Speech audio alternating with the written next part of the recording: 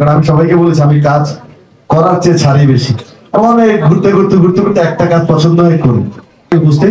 এবং আপেল ভাই স্পেশালি বলেছে ওখানে একটা বিচের মধ্যে নাকি উনি এমন একটা আয়োজন করতেছে, ওখানে নাকি স্পেশালি ডিগবাজি দিতে হবে আমার বলতেছে।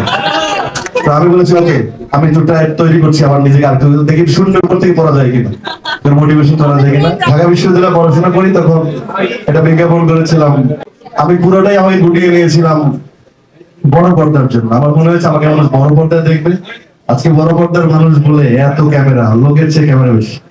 গত নির্বাচন থেকে আমাকে অনেক তিলে তিলে পরিশ্রম করে জায়েদ খান বানিয়েছে প্রতিটা মানুষ। কারণ আমি সবাইকে বলেছি আমি কাজ করার চেয়ে ছাড়ি বেশি। অনেক ঘুরতে ঘুরতে ঘুরতে ঘুরতে একটা কাজ পছন্দ হয়ে করি। অনেক বিজ্ঞাপন ছেড়েছি, লস বলছি না আমাকে বড় পর্দায় দেখুক মানুষ, তো জায়েদ খান যায় নায়ক, এটাই থাকে। টিভি নিয়ে একটা গল্প আছে, আমি একটু বলি।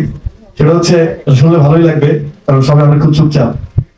নতুন হাজবেন্ড ওয়াইফ, ধরো তারার মতো নতুন বিয়ে করছে হাজবেন্ড ওয়াইফ, এক বাসাতে উঠছে।